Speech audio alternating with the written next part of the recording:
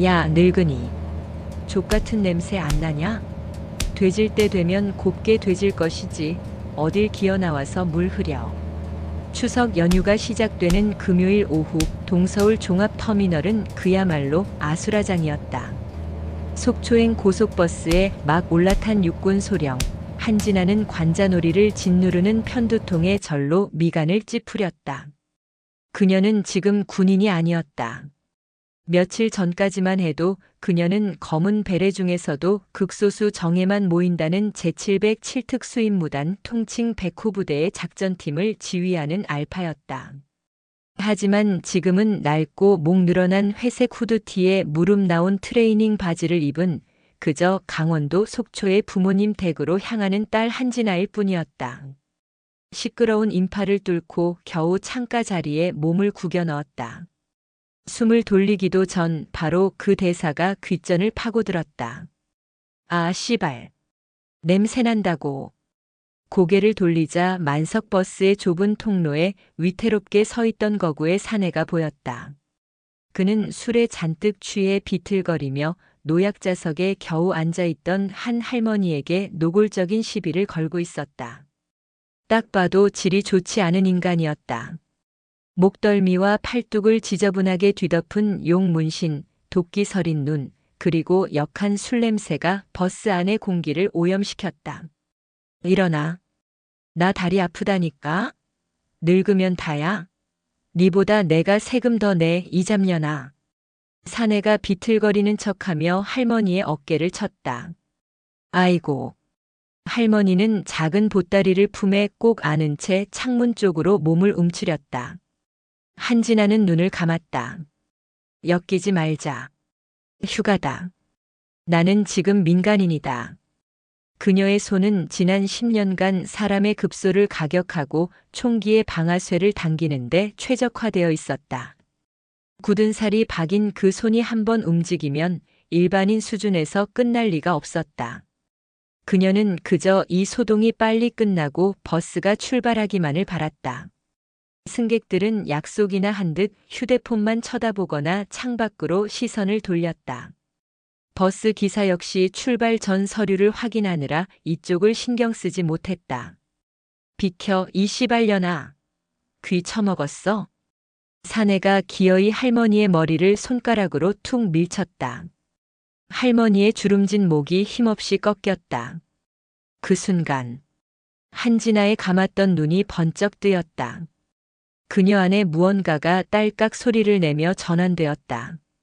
공기가 달라졌다. 살인은 아니었다. 그보다 더 차갑고 무기질적인 판단이었다. 표적 식별 완료. 위협 수준 하. 주변 민간인 다수. 즉각 제압 필요. 한진아가 자리에서 일어섰다. 소리 없는 그녀의 움직임에 사내가 귀찮다는 듯 고개를 돌렸다. 비켜, 아가씨. 오줌 마려우. 짝 마이너스 마이너스 마이너스. 소리가 아니었다. 버스 안에 모든 소음을 집어삼킨 진공의 파열음이었다. 한진아의 손바닥이 정확하게 사내의 왼쪽 뺨을 후려쳤다. 그녀는 체중을 싣지 않았다. 오직 허리의 회전력과 극도로 단련된 속도만 이용했다. 커. 100kg은 좋게 넘어 보이는 거구가 종이장처럼 반대편 창문까지 밀려나 처박혔다. 승객들의 입에서 억눌린 비명이 터져나왔다. 이게 씨발년이. 충격으로 잠시 풀렸던 사내의 눈에 순식간에 도끼가 어렸다. 한진아는 그를 내려다보며 조용히 하지만 버스 안에 모두가 들을 수 있게 말했다. 버스 기사님. 문 여세요. 쓰레기 내려야 하니까. 너 2년 오늘 죽었어. 사내가 비틀거리며 일어섰다. 그의 이름은 박칠성이었다. 이 바닥에서 나름 잔뼈가 굵은 강남 일대를 주무르는 신강 독사파의 행동대장이었다. 그의 주머니에서 번뜩 은색 칼날 잭나이프이 튀어나왔다. 야, 칼이야. 승객들이 공포에 질려 웅성거렸다. 문 열라고요. 진아의 목소리에는 일말의 동요도 없었다. 공포에 질린 기사가 허둥지둥 버튼을 눌렀고 치익 소리와 함께 출입문이 열렸다. 내려. 내가 누군 줄 알고. 내려. 한진아는 사내의 손목을 낚아챘다. 악. 비명과 함께 칼이 바닥에 떨어졌다. 그녀는 사내의 손목 관절을 꺾은 채 마치 짐짝을 끌고 가듯 그를 버스 밖으로 밀어냈다. 잠깐 아가씨. 저기. 칠성이 형. 사내와 함께 탔던 다른 2명의 남자가 황급히 일어나 따라 내렸다. 박칠성은 분노로 얼굴이 시뻘개져서 버스 밖 콘크리트 바닥에 나뒹굴었다. 이 씨발년이 진짜. 야. 잡아. 박칠성과 그의 일행 2명이 한진아를 삼각형으로 둘러쌌다. 터미널의 소음 속 그들 주변만 시간이 멈춘 듯 했다. 버스 안의 승객들이 창문에 매달려 이 기이한 광경을 지켜봤다. 아가씨 잘못 걸렸어. 오빠들이 오늘 제사 지내줄게. 일행 중 하나가 침을 뱉으며 다가왔다. 한진아는 메고 있던 작은 백팩을 바닥에 내려놓았다. 회색 후드 모자를 뒤집어 썼다. 그녀의 눈은 이미 전장의 눈빛이었다. 기사님, 출발하세요. 빨리. 그녀는 버스를 향해 손짓했다. 할머니가 창문 너머로 겁에 질린 그러나 고마움이 담긴 눈으로 그녀를 바라보고 있었다. 버스가 매연을 뿜으며 서서히 터미널을 빠져나갔다. 이제 방해꾼은 사라졌다. 죽여. 박칠성의 명령이 떨어졌다. 3명의 남자가 한진아를 향해 동시에 달려들었다. 터미널 구석 화물 하차장 근처의 인적 드문 곳이었다. 폐쇄회로 텔레비전이 비추기 애매한 사각지대. 그들은 이런 싸움에 이골이 난 자들이었다. 여자라고 봐줄 줄 알았냐? 가장 먼저 달려든 덩치 일명 곰과 짐승처럼 포효하며 주먹을 휘둘렀다. 트럭 타이어도 터트릴 기세의 주먹이었다.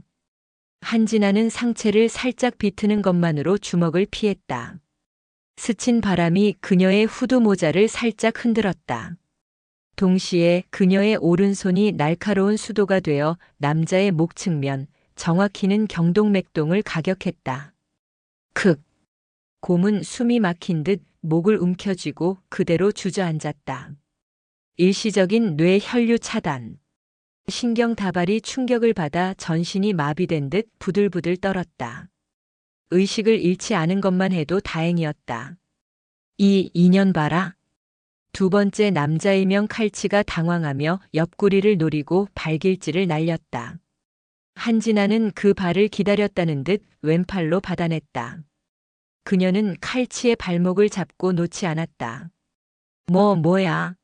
나. 축이 무너지면 몸은 그냥 고깃덩이야. 한진아가 속삭이며 잡은 발목을 그대로 바깥쪽으로 비틀었다. 우두둑 뼈가 부러지는 소리는 아니었다. 인대가 늘어나고 관절이 탈구되는 더 끔찍하고 질긴 소리가 울렸다. 끄아악. 칼치가 외마디 비명을 지르며 바닥을 굴렀다. 이 모든 것이 10초도 채 걸리지 않았다. 이제 처음에 그 문신남 박칠성만 남았다.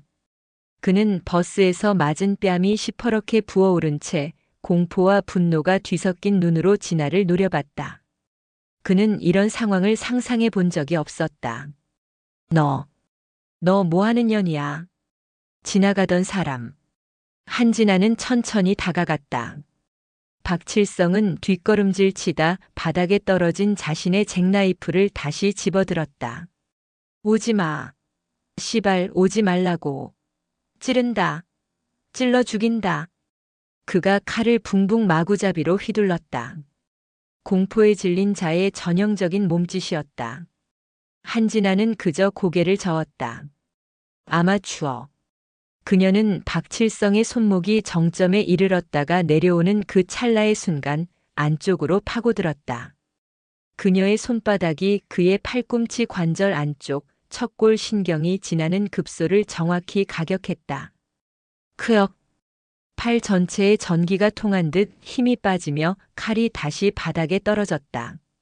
한진아는 그 칼을 발로 걷어차 멀리 하숙으로 날려버렸다.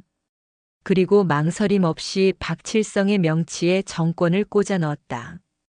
컥, 컥, 우액, 거구의 사내가 위액을 토하며 무너졌다.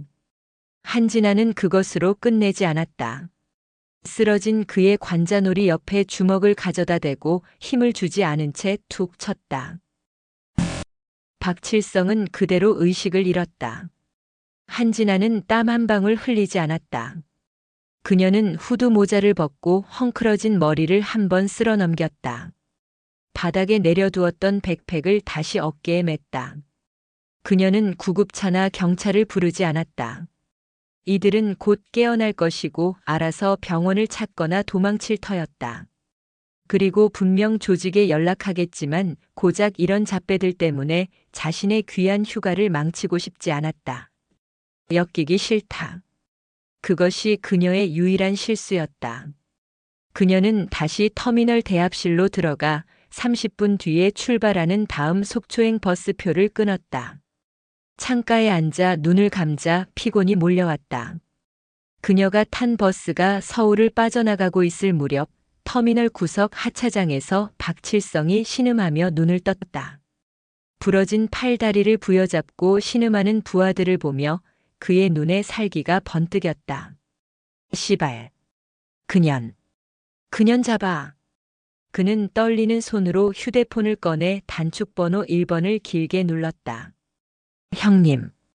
예, 접니다. 칠성이. 아니, 그게 아니라. 어떤 미친년한테. 예, 개처럼 당했습니다. 아니, 그게 아니라. 그년 보통이 아닙니다. 네. 찾아서 뼈를 묻어버리겠습니다. 박칠성은 바닥에 흥건한 자신의 토사물 속에서 아까 한진아가 떨어뜨린 것을 발견했다. 버스표였다. 승차권 출발 동서울 도착 속초 1530 출발. 속초라. 박칠성의 입가에 비릿한 미소가 걸렸다. 이틀 뒤 속초. 한진아는 부모님 집 거실에서 어색하게 송편을 빚고 있었다. 대테러 작전, 인질 구출, 요인 암살. 그런 것에는 세계 최고라 자부했지만 얇고 예쁘게 송편을 빚는 것은 그녀의 적성에 맞지 않았다. 그녀가 빚은 송편은 하나같이 투박하고 못생겼다. 진아야, 너는 손재주가 어째 아빠 닮아서 그러냐. 어머니가 웃으며 타박을 줬다. 육군 원사로 전역한 아버지는 거실 소파에서 조용히 뉴스를 보고 있었다. 평화로운 명절 풍경이었다. 한진아는 이 어색한 평화를 견디는 중이었다. 그녀의 손은 쌀가루 반죽이 아니라 차가운 금속 총열에 더 익숙했다. 진아야, 휴가 나왔으면 좀 풀어라. 인상 좀 펴고. 아버지가 무심한 듯 한마디 던졌다. 바로 그때였다. 우웅 마이너스.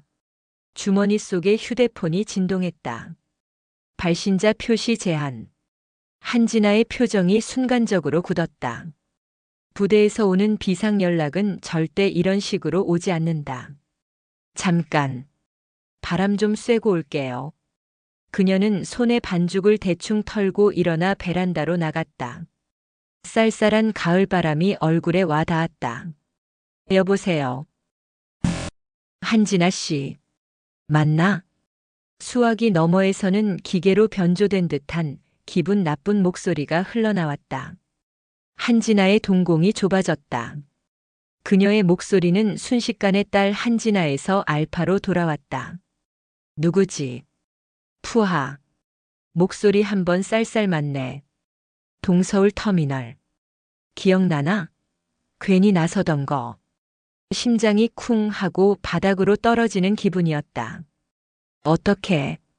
내 번호를. 요즘 세상에 사람 하나 찾는 게 뭐 어렵나? 특히 당신처럼 특이한 사람은. 목소리가 비웃었다. 그 버스에 탔던 할머니. 우리가 데리고 있다. 이틀 전에 속초 터미널에서 내리자마자 모셔왔지. 당신 그때 다음 차 타고 왔더라. 우리가 먼저 도착했어. 한진아는 숨을 죽였다. 네 때문에 납치한 거야. 목소리가 노골적인 조롱을 담아 말했다. 너 아니었으면 이 할망구 지금쯤 아들 집에서 송편 처먹고 있었겠지. 안 그래? 내가 괜히 정의의 사도 노릇하다가 이 꼴 난 거라고. 내가 문제야, 한진아. 죄책감을 심으려는 의도가 명백했다. 그리고 정확하게 먹혀들었다. 띠링 마이너스. 휴대폰으로 문자 메시지가 도착했다. 사진 한 장. 사진 속에는 이틀 전 버스에서 봤던 그 할머니가 있었다. 입에는 청테이프가 붙여져 있고 손발이 의자에 묶여 있었다. 겁에 질린 눈으로 카메라를 응시하고 있었다. 할머니는 오늘 날짜가 선명하게 찍힌 신문을 들고 있었다. 우리가 박칠성이 팔다리 망가진 값은 받아야지. 안 그래? 원하는 게 뭐지? 돈인가? 돈? 돈은 필요 없어. 우리는 내가 필요해. 목소리가 음흉하게 웃었다. 지금부터 우리가 하는 말 잘 들어. 넌 우리한테 아주 귀중한 상품이 될 것 같거든. 707 특수임무단 한진아 소령. 한진아의 전신에 소름이 돋았다. 그들은 그녀의 신원까지 완벽하게 파악하고 있었다. 이것은 단순한 조폭의 복수극이 아니었다. 그리고 명심해. 내가 군인인 거 다 아니까. 부대에 1초라도 연락하는 순간 할머니 목은 우리가 딴다. 내 부대에 우리 눈이 박혀 있거든.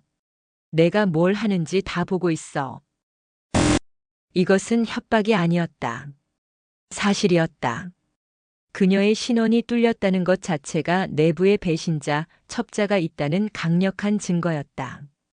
그녀는 공식적인 지원을 요청할 수 없었다. 그녀가 믿을 수 있는 것은 오직 자기 자신뿐이었다. 혼자 와.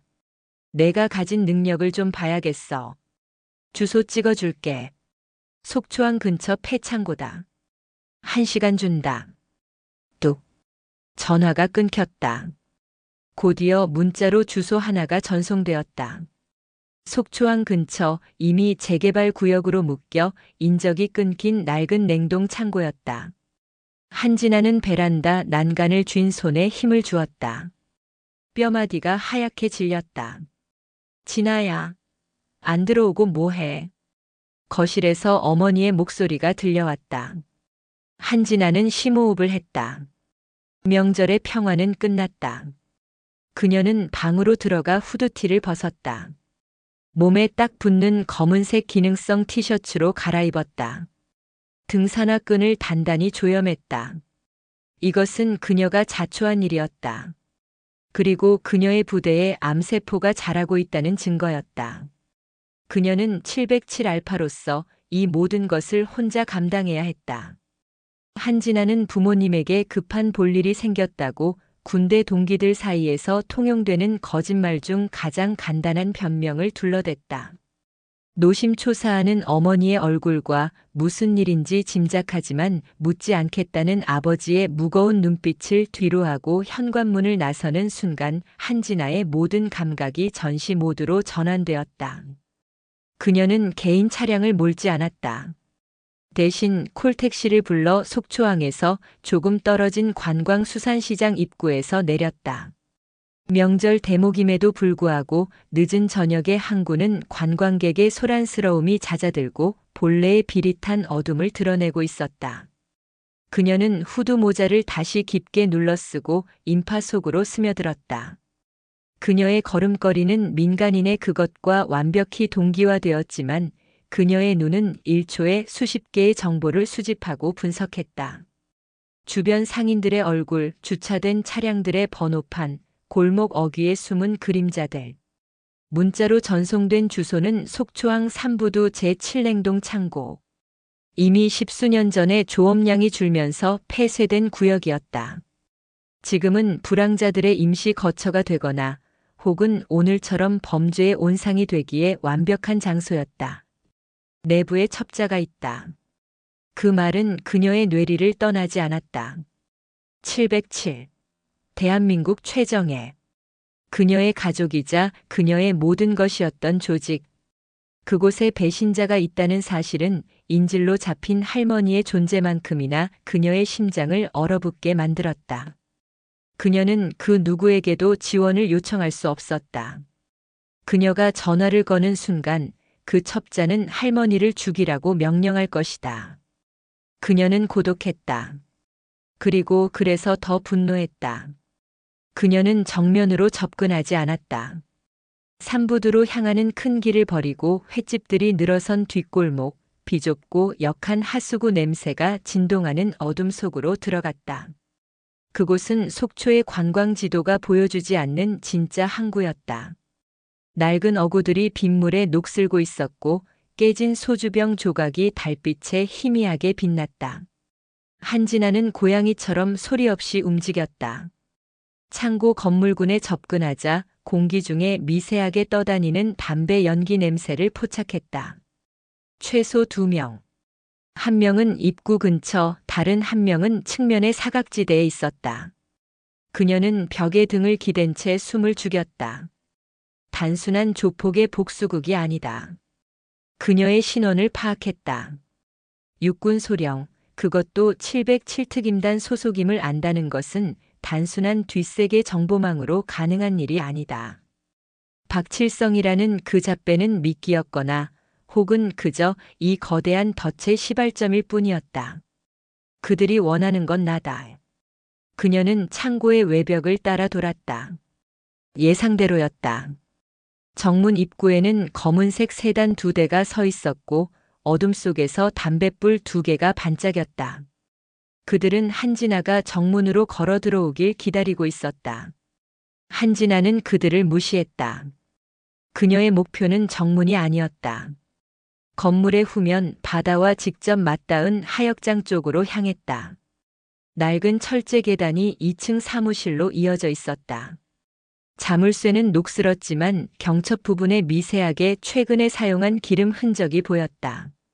그녀는 주머니에서 전투복 대신 항상 소지하고 다니는 소형 멀티툴을 꺼냈다. 전문적인 락픽은 아니었지만 이 정도 수준의 낡은 자물쇠는 그녀에게 장애물이 되지 못했다. 몇 번의 미세한 조작 끝에 철컥하는 주변의 파도 소리에 묻히는 작은 소리와 함께 자물쇠가 열렸다. 계단을 오르는 그녀의 발소리는 먼 바다에서 불어오는 바람 소리보다 가벼웠다. 2층 복도는 먼지가 쌓여 있었지만 창고 내부로 이어지는 문손잡이만은 유난히 깨끗했다. 덫이라는 표식이었다. 그녀는 문을 열지 않았다. 대신 복도 끝에 깨진 유리창을 통해 지붕으로 접근했다. 낡은 함석 지붕은 그녀의 체중을 아슬아슬하게 견뎠다. 그녀는 지붕의 환기구를 찾았다. 다행히 거대한 산업용 환풍기가 작동을 멈춘 채 방치되어 있었다. 환풍기 덮개를 제거하는 데는 5분이 채 걸리지 않았다. 그녀는 칠흑 같은 어둠 속으로 마치 연기처럼 스며들어갔다. 창고 내부는 거대했다. 높이가 좋기 15m는 되어 보였고 거대한 냉동 설비들이 짐승의 뼈대처럼 버티고 섰다. 바닥에는 얼어붙은 생선 상자들이 산처럼 쌓여 있었다. 그리고 저 멀리 창고 중앙 유일하게 켜진 비상등 아래에 인질이 있었다. 이틀 전 버스에서 봤던 바로 그 할머니였다. 그녀는 의자에 묶인 채 입에 재갈이 물려 공포에 질려 있었다. 그리고 그 주변으로 최소 10명의 사내들이 서 있었다. 박칠성과는 급이 다른 자들이었다. 그들은 조폭 특유의 문신이나 요란한 복장 대신 검은색 활동복을 맞춰 입고 있었고 그들의 자세와 시선 처리는 명백히 훈련받은 자들의 그것이었다.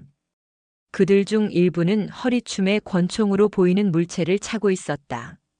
민간인이 그것도 한국에서 총기를?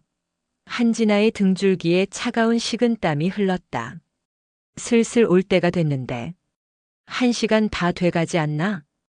그들 중 한 명이 말했다. 조바심 내지 마, 김 실장. 알파는 그렇게 뻔하게 안 움직여. 그 목소리. 한진아는 그 목소리의 주인을 찾았다. 인질인 할머니 앞 고급스러운 가죽 의자에 한 남자가 앉아 있었다. 그는 박칠성 같은 조무래기가 아니었다. 값비싼 맞춤 정장을 입고 있었지만 그에게서는 피냄새 대신 서늘한 향수 냄새가 났다. 그는 마른 체형이었지만 주변의 무장한 사내들을 압도하는 존재감을 뿜어냈다. 이자가 두목이었다. 707 교범에 따르면 이런 상황에서 가장 유력한 침투 경로는 세 가지. 첫째, 정문 양동. 둘째, 측면 벽 파괴. 셋째, 상부 환기구. 남자가 웃으며 천장을 올려다보았다. 마치 한진아와 눈이 마주친 것 같았다. 우웅 마이너스 우웅 마이너스. 바로 그때 한진아의 주머니 속 휴대폰이 진동했다. 아까 그 발신자 표시 제한 번호였다. 남자는 자신의 휴대폰을 들여다보며 미소 지었다. 자, 받으시지. 한소령. 한진아는 자신이 완벽한 함정에 빠졌음을 깨달았다. 그녀의 휴대폰은 이미 위치 추적당하고 있었다. 그녀는 심호흡을 하고 통화 버튼을 눌렀다. 왔다. 남자의 목소리가 수화기와 창고 내부에서 동시에 울려 퍼졌다. 찾았나? 어디쯤이야? 그래, 그쪽이겠지. 남자가 고개를 들어 정확히 한진아가 숨어있는 환풍구 쪽을 가리켰다. 거기서 그렇게 내려다보는 기분은 어때? 꽤 높을 텐데. 서걱탕. 남자의 말이 끝나자마자 한진아가 숨어있던 환풍구 바로 아래쪽에서 강력한 서치라이트가 켜졌다. 수십 개의 빗줄기가 그녀를 정확히 조준했다. 동시에 총성이 울렸다. 한진아는 본능적으로 몸을 날렸다. 그녀가 있던 환풍구 덮개에 타타탕. 총알이 박혔다. 푸하하. 남자의 광기 어린 웃음소리가 창고 전체에 울려 퍼졌다. 환영한다, 한진아 소령. 신강 독사파 아니. 블랙 리퍼의 마강호 회장이라고 하네. 내 무대에 올라온 걸 진심으로 환영하지. 한진아는 쇠기둥 뒤로 몸을 숨기며 거친 숨을 몰아쉬었다. 이미 그녀의 양쪽으로 무장한 괴한들이 포위망을 좁혀오고 있었다. 이것은 복수극이 아니었다. 완벽하게 계획된 특수부대원 사냥이었다. 총기 사용 허가. 단 죽이진 마라. 팔다리를 쏴서라도 생포해. 전혀는 내 최고의 상품이 될 테니까. 마강호의 명령이 떨어지자마자 창고 내부는 순식간에 전쟁터로 변했다. 탕, 탕, 탕. 귀를 찢는 총성이 좁은 창고 안을 가득 메웠다. 단순한 조폭의 리볼버가 아니었다. 9mm 자동권총, 심지어 기관단총 SMG까지 섞여 있었다. 총알이 한진아가 숨은 쇠기둥을 때리며 불꽃을 튀겼다. 제기랄. 한진아는 욕설을 내뱉으며 몸을 낮췄다. 그녀는 비무장 상태였다. 707에서 배운 모든 기술은 결국 무기가 있을 때 완성되는 것이었다. 지금 그녀의 무기는 오직 자신의 몸과 창고 내부의 지형지물 뿐이었다. 그들이 원하는 건 생포. 그렇다면 즉사시키진 않겠지. 그것이 유일한 희망이었다. 우측 2명 접근. 좌측 3명 상부 엄호. 적들은 전문적인 용어를 사용하며 조직적으로 움직였다. 그들은 단순한 깡패가 아니라 용병이거나 혹은 전직 특수부대 출신일 가능성이 높았다. 블랙 리퍼라는 이름. 들어본 적 없었다. 하지만 그 실력은 진짜였다. 한진아는 기둥 뒤에서 숨을 골랐다. 그녀의 심박수는 극한의 상황에서도 평소와 다름없이 안정적이었다. 3초. 3초 안에 저 앞에 엄폐물로 이동한다. 그녀는 총알이 빗발치는 소리의 주기를 읽었다. 적들이 탄창을 교환하는 찰나의 순간. 찰칵 마이너스. 지금. 한진아는 짐승처럼 튀어나갔다. 그녀는 직선으로 달리지 않았다. 지그재그로 인간의 동체 시력이 따라잡기 힘든 불규칙한 스텝을 밟으며 옆에 있던 거대한 냉동 설비 뒤로 몸을 날렸다. 타타타탕. 그녀가 방금 전까지 있던 자리에 총알이 쏟아졌다. 놓쳤다, 이 병신들아. 찾아. 마강호가 의자에 앉은 채 불같이 화를 냈다. 그는 이 사냥 자체를 즐기고 있었다. 한진아는 거대한 기계 뒤에 숨어 상황을 파악했다. 적은 총 10명. 두목 마강호와 그를 지키는 김 실장을 제외하면 실제 움직이는 사냥개는 8명. 그중 셋이 2층 캣워크 관리용 통로에서 그녀를 내려다보고 있었다. 상부의 적부터 제거한다. 그녀는 기계 설비에 붙어 있는 낡은 파이프를 발견했다. 그녀는 파이프를 타고 소리 없이 2층 캣워크로 기어올랐다. 어디 갔어? 그년. 캣워크에 있던 2명이 아래를 살피느라 정신이 팔린 사이 한진아는 이미 그들의 등 뒤에 유령처럼 서 있었다. 여기. 뭐. 한진아의 손이 한 명의 목을 감아쥐고 그대로 꺾어버렸다. 우두둑 소름 끼치는 소리와 함께 남자가 쓰러졌다. 그녀는 망설이지 않았다. 쓰러진 남자의 권총을 뽑아들고 뒤돌아보는 다른 한 명의 무릎을 향해 정확히 격발했다. 탕! 끄아악! 총성이 다시 울렸지만 이번에는 적의 비명소리가 함께였다. 한진아는 무릎을 잡고 쓰러진 남자의 머리를 캣워크 바닥에 처박아 기절시켰다. 2층이다. 2층. 아래층의 적들이 위를 향해 총구를 돌렸다. 너무 늦었어. 한진아는 방금 탈취한 권총글록 19를 확인했다. 잔탄 12발. 충분했다. 그녀는 캣워크에서 뛰어내렸다. 5미터 아래 정확히 적들의 머리 위 쌓여있던 생선 상자 더미 위로. 쿵. 적이다. 적들이 그녀를 향해 총을 쏘려던 순간 한진아는 이미 그들 한가운데로 파고들었다. 탕. 탕. 그녀의 총구가 불을 뿜었다. 하지만 그녀는 머리나 심장을 노리지 않았다. 마강호의 명령을 역이용했다. 크악. 내 다리. 그녀는 가장 가까운 2명의 어깨와 허벅지를 정확히 맞췄다. 전투 불능. 이것은 학살이 아니었다. 제압이었다. 그녀는 총을 든 적의 팔을 꺾어 총구를 다른 적에게 향하게 한 뒤 방아쇠를 당겼다. 방어와 공격이 동시에 이루어졌다. 에이. 이 괴물 같은 년. 남은 적들은 공포에 질렸다. 그들 역시 수많은 실전을 겪었지만 이런 상대는 처음이었다. 그녀의 움직임은 인간의 것이 아니었다. 마치 정교하게 프로그래밍된 살인 기계 같았다. 단 1분. 1분 만에 8명의 무장한 사냥개들이 모두 바닥에 나뒹굴었다. 신음소리가 창고를 가득 채웠다. 한진아는 빈 탄창을 버리고 바닥에 떨어진 새 권총을 주워들었다. 그리고 천천히 창고 중앙을 향해 걸어갔다. 이제 남은 것은 마강호와 그를 지키는 김 실장, 그리고 인질인 할머니뿐이었다. 대단하군. 정말 대단해. 마강호가 박수를 치며 의자에서 일어섰다. 그는 전혀 당황하지 않았다. 오히려 희열에 찬 눈빛으로 진아를 바라보고 있었다.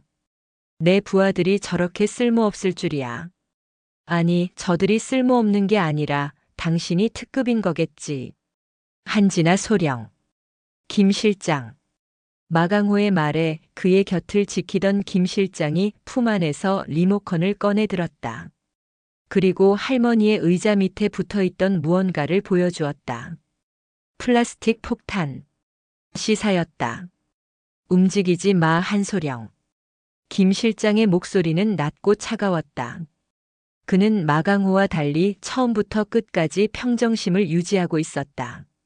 내가 아무리 빨라도 내 엄지손가락보다 빠를 순 없어. 한진아가 그 자리에 멈춰 섰다. 그녀의 이마에서 처음으로 땀방울이 흘러내렸다. 이제야 대화가 좀 되겠군. 마강호가 만족스러운 미소를 지었다. 내가 왜 널 원했는지 이제 설명해 주지. 박칠성 그 멍청이가 널 건드린 건 실수였어. 하지만 그놈이 내게 가져온 정보는 그야말로 대박이었지. 마강호가 한진아에게 다가왔다. 난 무기 상인이야, 한소령. 하지만 내가 파는 건 총이나 미사일 따위가 아니지. 그가 한진아의 턱을 잡으려 했지만 한진아가 살기 어린 눈으로 노려보자 손을 거뒀다. 하, 좋아. 난 인간을 팔아. 정확히는 기술을 팔지. 전 세계의 분쟁 지역, 테러리스트, 심지어는 특정 국가의 정보부에 특별한 재능을 가진 인재들을 공급해. 그리고 당신 707의 알파팀 리더인 당신은 내 컬렉션의 활용 점정이 될 거야. 미친 새끼. 미쳤다고? 북한이 널 얻기 위해 얼마를 부를 것 같나? 중국은? 아니면 너희가 그렇게 증오하는 일본의 극우 세력은? 너의 머릿속에 든 작전 계획, 전술, 동료들의 신상. 넌 걸어다니는 핵폭탄이야. 한진아. 마강호의 눈이 탐욕으로 번들거렸다. 난 널 죽일 생각 없어. 얌전히 우리와 함께 가주면 돼. 저 할망구도 살려주지. 어때? 간단한 거래잖아. 내가 여기서 발악해봤자 저 늙은이는 폭탄과 함께 산산조각 날 거야. 내가 구하려던 바로 그 목숨이 내 손에 죽는 거지. 그것은 한진아가 가장 두려워하는 말이었다. 내가 문제야. 터미널에서 그녀의 발목을 잡았던 그 죄책감이었다. 선택해, 한소령. 영웅놀이를 하며 민간인을 죽일 텐가 아니면 순순히 상품이 될 텐가. 한진아는 손에 든 총을 천천히 내려놓았다. 좋아. 현명한 선택이야. 마강호가 웃었다. 김 실장이 그녀에게 다가와 케이블 타이로 그녀의 손목을 결박하려던 순간이었다. 그런데 마강호. 한진아가 얼음처럼 차가운 목소리로 말했다. 넌 두 가지를 실수했어. 뭐? 첫째, 난 상품이 아니야. 그녀는 결박당하는 척하며 김 실장의 팔을 낚아채 그의 몸을 방패 삼아 마강호 앞으로 끌어당겼다. 크역. 둘째, 그녀는 김 실장의 손에 들려있던 폭탄 리모컨을 빼앗아 들었다. 폭탄은 인질에게서 최대한 멀리 떨어뜨려 놓는 게 기본이거든. 한진아는 그대로 리모컨의 비활성화 버튼을 눌렀다. 그녀는 그것이 비활성화 버튼임을 이미 파악했다. 마강호의 얼굴이 경악으로 물들었다. 이 인연이 이제 진짜 대화를 시작하지. 한진아가 김 실장의 관자놀이에 그의 총을 겨누며 말했다. 상황은 다시 역전되었다. 네, 대단하군. 정말이야. 내 예상을 몇 번이나 뒤엎는 거지. 마강호는 공포에 질린 와중에도 억지로 미소를 지었다. 하지만 그의 턱 근육이 미세하게 떨리는 것을 한진아는 놓치지 않았다. 김 실장, 전연 손목이라도 물어뜯어. 뭐 하는 거야? 움직이지 마. 한진아는 김 실장의 목에 총구를 더 깊게 박아 넣었다. 김 실장은 훈련받은 전문가였지만 지금 그는 완벽한 인간 방패가 되어 있었다. 자, 마강호. 이제 내 차례야. 내가 아는 걸 전부 불어. 블랙 리퍼의 실체, 배후, 그리고 어떻게 내 신상을 알았는지. 707 내부의 첩자가 누구지? 하. 내가 말할 것 같나? 날 죽여. 죽이면 넌 아무것도 알 수 없어. 내 뒤에 누가 있는지 알면 너 감당 못해. 마강호가 마지막 발악을 했다. 그래? 탕. 한진아는 망설이지 않았다. 그녀의 총알은 김 실장의 귀를 스치고 날아가 마강호의 왼쪽 어깨에 박혔다. 끄아악. 마강호가 비명을 지르며 쓰러졌다. 방금 건 경고야. 다음은 내 오른쪽 어깨. 그 다음은 양쪽 무릎. 난 널 죽이지 않아. 내가 말할 때까지 널 해체할 거야. 한진아의 목소리에는 일말의 감정도 실려 있지 않았다. 이 악마 같은 첩자가 누구야? 말할게. 델타야. 내년 팀 부사수 김상사. 그놈이 내 휴가 일정이랑 신상 다 넘겼어. 한진아의 심장이 얼어붙었다. 델타. 김영훈 상사. 그녀가 가장 신뢰했던 팀원이자 그녀의 등을 맡겼던 전우. 그놈이. 왜? 돈이지. 뭘 물어. 그놈 도박 빚에 쪼들려서 우리한테 먼저 접근했어. 그림자. 우리 조직의 상부 라인에 내 정보를 팔아넘기고 거액을 챙겼다고. 박칠성이도 그놈이 미끼로 쓴 거야. 마강호가 고통 속에서 모든 것을 토해냈다. 그림자. 델타가 접촉했다는 상부 조직. 지혜진아. 아가씨. 뒤에서 할머니의 목소리가 들렸다. 한진아가 고개를 돌린 순간 죽은 듯이 쓰러져 있던 김 실장의 눈이 번뜩 뜨였다. 그는 한진아가 인질에게 잠시 신경이 팔린 틈을 놓치지 않았다. 그는 팔꿈치로 한진아의 복부를 가격하고 그녀의 손에서 벗어났다.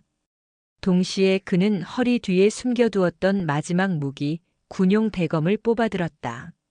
죽어라. 김 실장이 한진아의 심장을 향해 칼을 찔러 넣었다. 그러나 그의 칼은 아무것도 꿰뚫지 못했다. 한진아는 이미 그 자리에 없었다. 그녀는 할머니의 목소리를 들은 순간부터 이 상황을 예측했다. 그녀는 김 실장이 움직이는 것보다 0.1초 더 빨리 움직였다. 한진아는 김 실장의 공격을 옆으로 흘려보내며 그의 팔 안쪽으로 파고들었다. 넌 너무 시끄러워. 한진아의 손이 김 실장의 목을 잡았다. 아까처럼 총을 겨누는 것이 아니었다. 그녀의 5 손가락이 그의 경동맥과 척추 신경을 동시에 움켜쥐었다.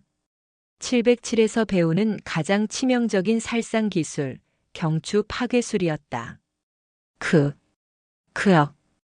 김 실장의 눈이 공포로 하얗게 뒤집혔다. 빠각. 한진아는 힘을 주었다. 김 실장의 몸이 축 늘어진 인형처럼 바닥에 쓰러졌다. 그는 죽었다. 창고 안에는 마강호의 거친 숨소리와 할머니의 흐느낌만이 남았다. 한진아는 천천히 마강호에게 다가갔다. 마강호는 자신의 눈앞에서 벌어진 일을 믿을 수 없다는 듯 뒷걸음질 쳤다. 오지 마. 오지 마. 내가 잘못했어. 살려줘. 돈 줄게. 원하는 거 다 줄게. 그의 오만했던 가면은 완전히 벗겨져 있었다. 델타. 김 상사에 대해 더 말해. 그림자는 뭐지? 그림자는 나도 몰라. 그냥 국가 상층부의 거대한 조직이라고만 들었어. 델타는 오늘 밤 내가 여기서 실종되면 모든 기록을 지우고 널 탈영 처리할 계획이었어. 제발. 한진아는 마강호를 내려다보았다. 그녀는 마강호의 어깨를 밟아 완전히 탈골시켰다. 그리고 넌 날 상품이라고 불렀지. 한진아는 바닥에 떨어진 케이블 타이를 주워들었다. 그녀는 마강호의 양팔과 양다리를 그가 할머니를 묶었던 방식 그대로 결박했다. 넌 이제 상품성이 떨어졌어. 한진아는 마강호의 입에도 재갈을 물렸다.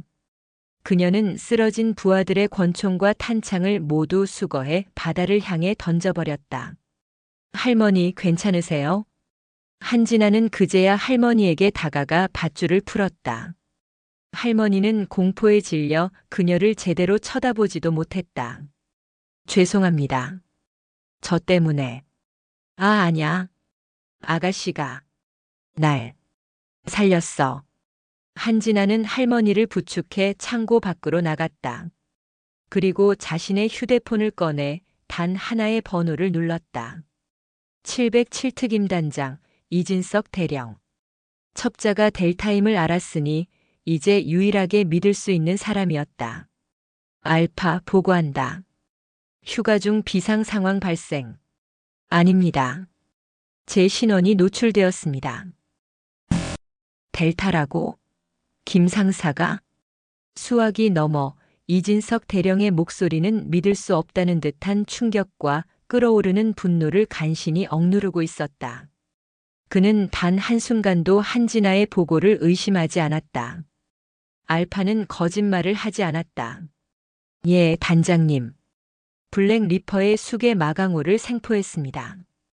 그놈의 증언입니다. 그림자라는 상부 조직에 제 신상을 팔아넘겼다고 합니다. 알겠다. 당장 상황을 정리한다. 알파, 지금부터 내 말 잘 들어. 자네는 공식적으로 복귀하는 게 아니다. 무슨 말씀이십니까? 델타가 첩자라면 그놈은 이미 부대 내 통신망과 감시 체계 일부를 장악했을 가능성이 크다.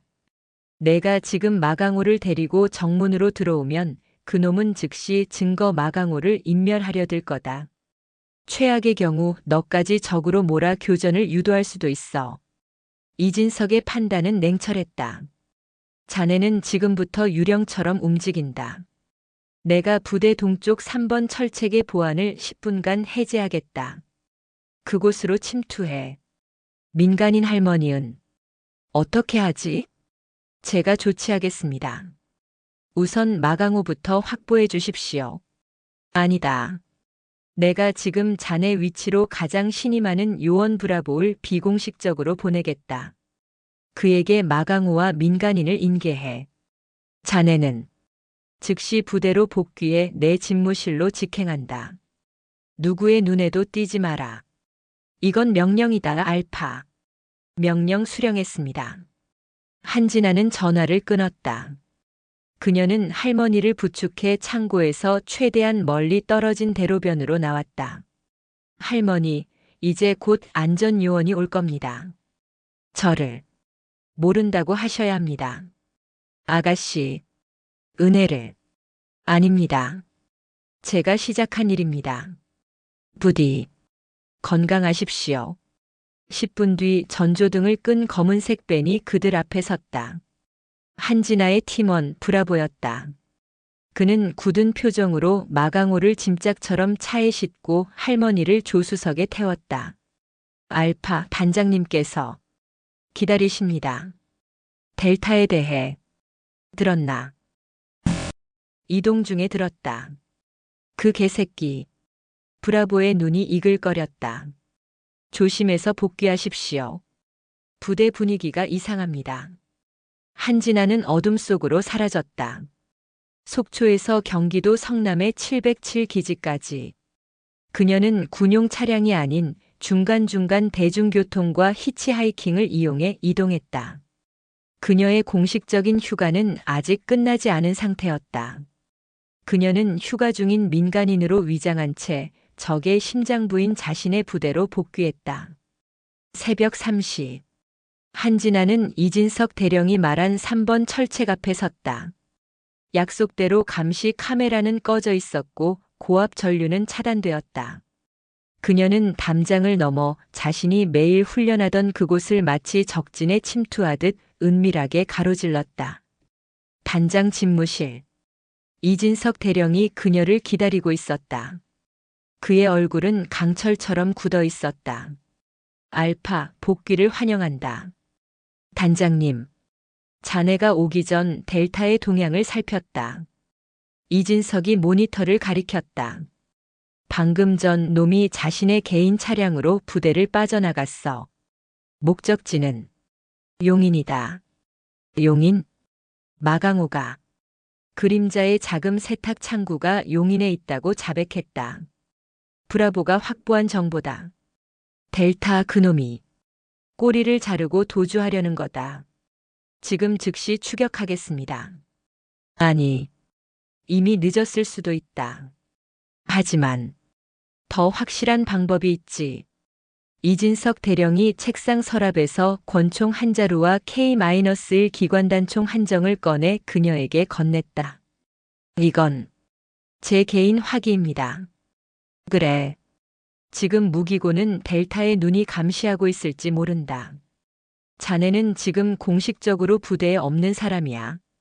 한진아 소령. 이진석 대령의 눈이 번뜩였다. 놈은 도망치는 게 아닐 수도 있다.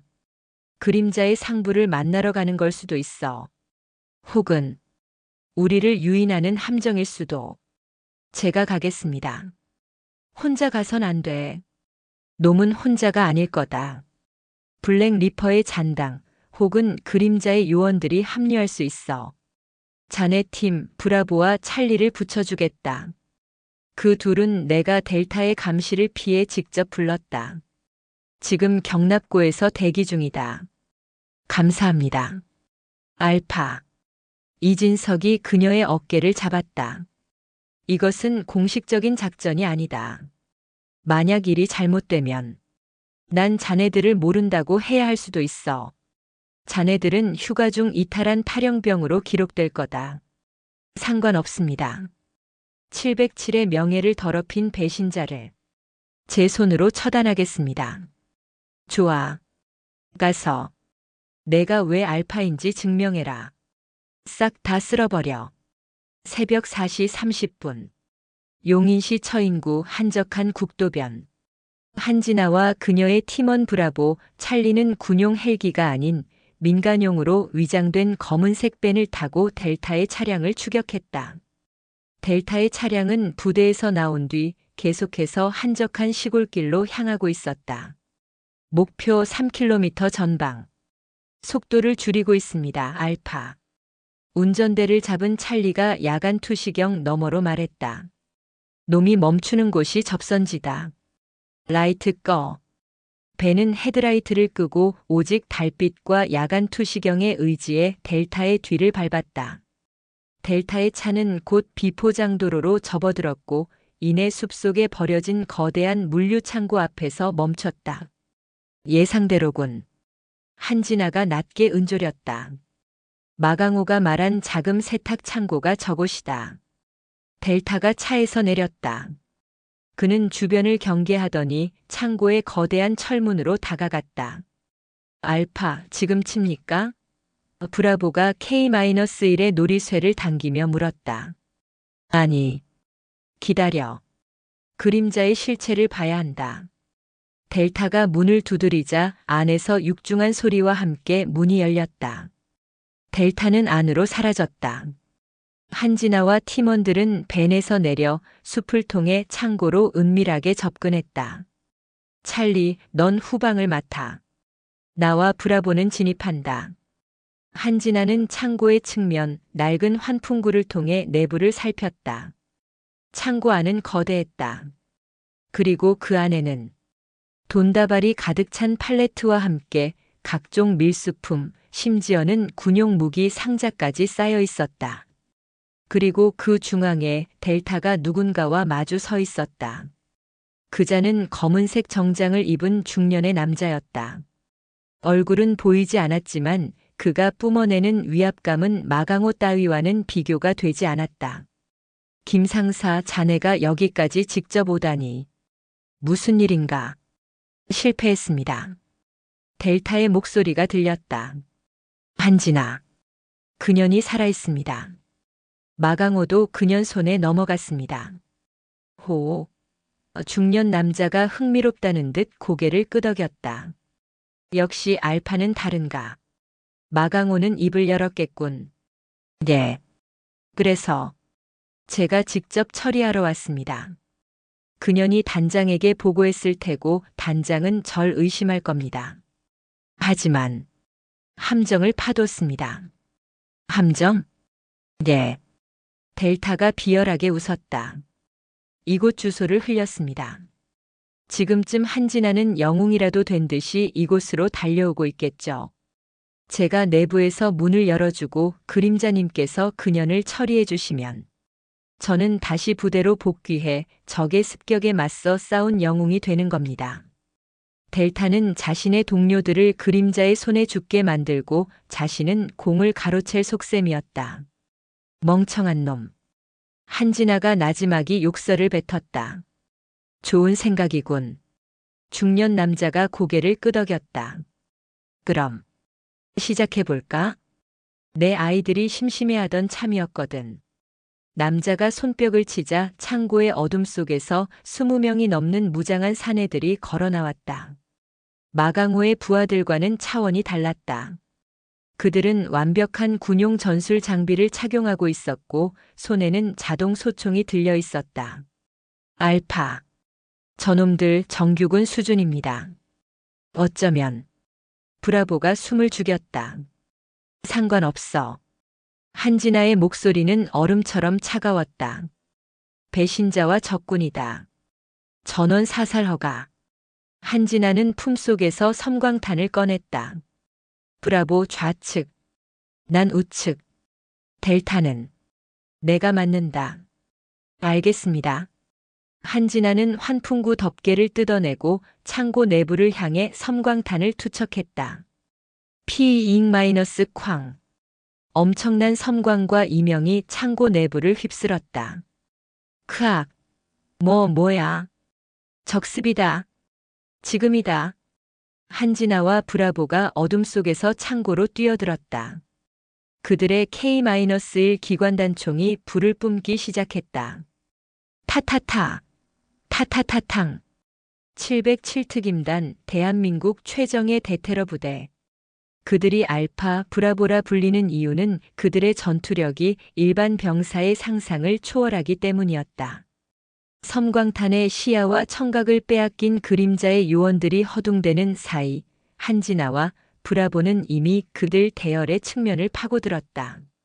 11시 방향 둘. 처리 완료. 브라보가 점사로 2명을 쓰러뜨렸다.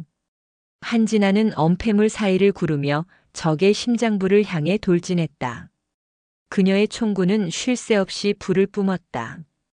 그녀는 탄창을 교환하는 0.5초의 틈에도 권총을 뽑아 위협을 제거했다. 이 인연. 한진아다. 한진아가 왔어. 정신을 차린 델타가 비명을 질렀다. 그는 그림자의 수장으로 보이는 중년 남자를 방패 삼아 뒤로 물러섰다. 전현들을 막으라고. 그림자의 요원들도 반격을 시작했다. 20명이 넘는 적의 화력이 한진아와 브라보 단 2명에게 집중되었다. 총알이 콘크리트 기둥을 부수며 빗발쳤다. 알파. 화력이 너무 강합니다. 찰리. 후방에서 지원 사격. 한진아가 무전으로 외쳤다. 창고의 후방 철문이 쾅 소리와 함께 뚫리며 벤 차량이 그대로 돌진해 들어왔다. 찰리가 운전석에서 창문 밖으로 총을 난사하며 적들의 시선을 끌었다. 저 미친놈. 적들의 화력이 벤으로 쏠린 순간 한진아는 마지막 남은 힘을 쥐어짜 델타를 향해 달려들었다. 어딜? 그림자의 요원 2명이 그녀의 앞을 가로막았다. 한진아는 총을 버렸다. 그녀는 한 놈의 총신을 잡아채 그의 목에 걸고 그대로 돌려 다른 놈을 가격했다.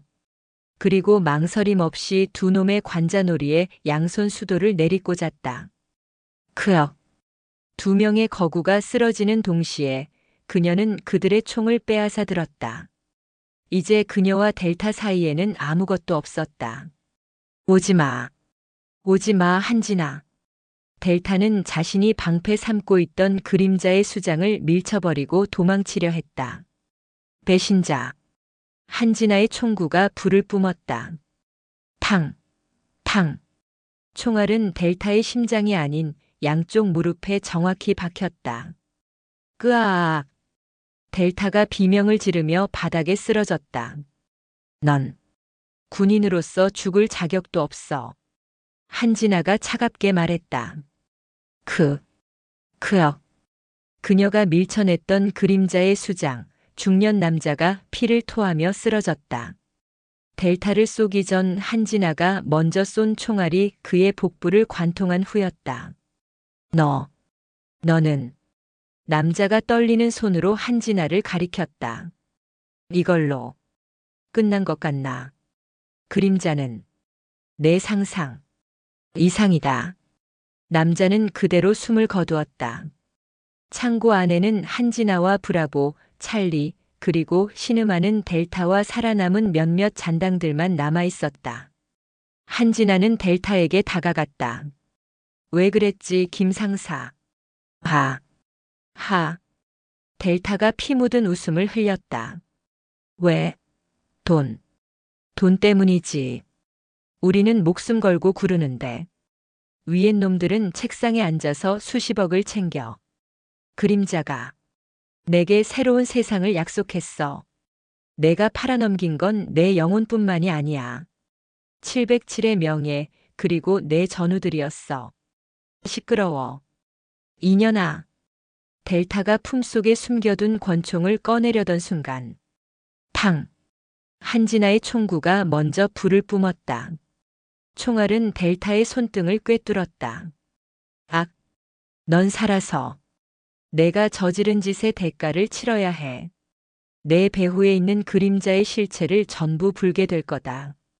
한진아는 쓰러진 델타를 케이블 타이로 결박했다. 브라보와 찰리가 남은 잔당들을 처리하고 다가왔다. 알파, 상황 종료됐습니다. 아니. 한진아가 창고에 쌓인 무기 상자들을 바라보았다. 이제 시작이야. 이놈들은 빙산의 일각이다. 그녀는 이진석 대령에게 무전했다. 단장님, 알파입니다. 내부의 적. 델타 생포 완료. 그림자의 수장으로 보이는 자 사살. 복귀하겠습니다. 한진아가 생포한 델타 김영훈 상사와 용인 창고에서 확보된 막대한 양의 불법 무기 및 자금은 대한민국 국방부를 발칵 뒤집어 놓았다. 그림자라는 조직의 실체가 수면 위로 드러난 순간이었다. 델타는 군사재판에 회부되었다. 그는 처음에는 묵비권을 행사했지만 이진석 대령과 한진아가 마강호의 증언과 창고의 증거들을 들이밀자 결국 모든 것을 자백하기 시작했다. 그의 배후에 있던 그림자는 상상 이상이었다. 국방부, 국정원, 심지어는 정치권까지. 대한민국의 안보를 책임지는 핵심부의 거대한 암세포처럼 퍼져 있었다. 박순자 할머니는 브라보가 안전가옥으로 모셨고 정부의 최고 수준의 증인 보호 프로그램을 받게 되었다. 한진아는 모든 조사가 끝난 뒤 비공식적으로 할머니를 찾아갔다.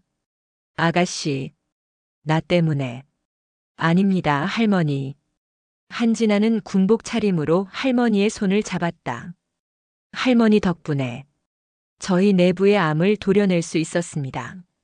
정말 감사합니다. 한진아의 행동은 명백한 작전 절차 위반이었지만 동시에 707 내부의 가장 위험한 첩자와 거대 조직을 밝혀낸 최고의 공훈이 되었다. 그녀의 징계위원회는 이진석 대령의 강력한 변호와 그림자 소탕이라는 대의명분 아래 무기한 보류되었다. 그녀는 알파로서의 지위를 유지했다. 며칠 뒤 707특임단 비공개 훈련장. 한진아는 다시 알파로서 팀원들을 지휘하고 있었다. 휴가 때 입었던 후드티는 사라지고 그녀의 몸에는 칠흑 같은 검은 베레와 전투복이 자리하고 있었다. 훈련이 끝나고 이진석 대령이 그녀를 불렀다. 한소령. 자네 덕분에 그림자의 꼬리 몇 개를 잘라냈다. 아직 몸통은 남았습니다. 그래. 델타와 그 중년 남자는 하수인이었어. 진짜 그림자의 수장은 아직도 저 위에 있다. 이진석 대령이 하늘을 가리켰다. 그래서 말인데 한소령. 자네에게 새로운 임무를 주려고 한다. 무슨 임무? 공식적으로는 자네의 알파팀은 국내 대테러 임무에 집중한다. 하지만 비공식적으로 자네 팀은 이제부터 그림자 헌터가 된다. 이진석 대령의 눈이 이글거렸다. 자네가 그놈들의 표적이 되었었지. 이제부턴 자네가 그놈들의 사냥꾼이 되는 거야. 이 나라에 숨어있는 모든 그림자들을 자네 손으로 모조리 색출하고 압살해. 그게 자네가 707에 존재하는 이유다. 명령. 수령했습니다. 한진아의 입가에 차가운 미소가 번졌다. 그녀의 휴가는 끝났지만 그녀의 진짜 전쟁은 이제 막 시작된 참이었다. 그녀는 터미널에서 조폭의 뺨을 날렸던 그 손을 내려다보았다. 이 손은 이제 대한민국의 심장부에 숨어든 가장 어두운 적들을 향할 것이었다.